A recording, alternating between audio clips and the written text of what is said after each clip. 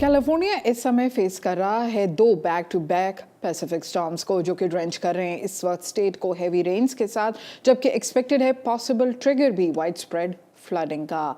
जबकि स्नो है higher elevations पे जो कि हेल्प करेगी रीबिल्ड करने के लिए फ्रेश वाटर सप्लाईज को। यहाँ पर याद रहे कि पहला स्टॉर्म जो दोनों प्रोडक्ट्स हैं वास्ट एयरबॉर्न करंट्स के, जो कि पैदा हुआ है डेंस मॉइस्चर से, एटमॉस्फेरिक रिवर्स ने हिट किया हुआ है वेस्ट कोस्ट को कल वेडनेसडे के दिन से, जिसके बाद से हो रही हैं बारिशें गस्टी विंड्स के साथ जो कि आई हुई हैं ओरेगन साउथ की तरफ से नॉर्दर्न कैलिफोर्निया की तरफ, जिसमें शामिल है सैन फ्रांसिस्को बे एरिया भी। जबकि दो सिस्टम्स जो कि फिट होते हैं पाइनएप्पल एक्सप्रेस की डेफिनेशन में, या जिनको कहा जा सकता है पैसिफिक स्टॉर्म्स, जो कि ओरिजिनेट हुए हैं वार्म सब ट्रॉपिकल वाटर से, हवाएं में तबाही मचा रहे हैं इस वक्त कैलिफोर्निया में। जब इनिशियल स्टॉर्म हिट कर गया है सदर्न कैलिफोर्निया को, जहां रेजिडेंट्स पहले से तैयारी करके बैठे हुए हैं और ऑलरेडी शेकन भी हैं फ्लडिंग से recent वीक की। आइए देखते हैं कि उन्होंने कल के दिन क्या क्या तैयारियां की हैं।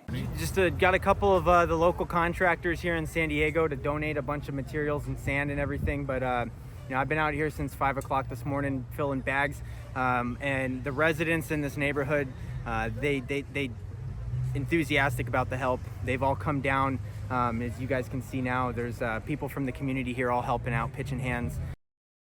जब कैलिफोर्निया फेस कर रहा है दो back to back Pacific storms जो कि ड्रेंच कर रही हैं स्टेट को हैवी रेन्स के साथ, जबकि एक्सपेक्टेड है possible trigger wide spread flooding का भी। जबकि स्नो है हायर एलिवेशंस पे जो कि हेल्प कर रही है बिल्ड करने के लिए फ्रेश वाटर सप्लाईज को।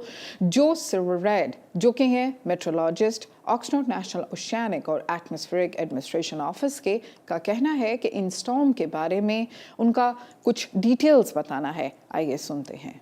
The storms this week should push our local area to above normal for the season. So, how significantly above normal, we'll find out as we go through into next week, and you know how much rainfall we actually get. But it does look like we are going to get quite a bit of rainfall between now and the middle of next week.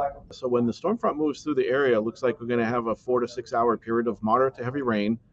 And it also looks like we're going to get some strong and gusty southeast winds with gusts of 20 to 40 miles an hour in a lot of areas, some gusts up to 50 miles an hour in the mountains. So not only do we have the rain, but we have the wind conditions, which could result in some tree limb damage, possible isolated power outages, that sort of thing.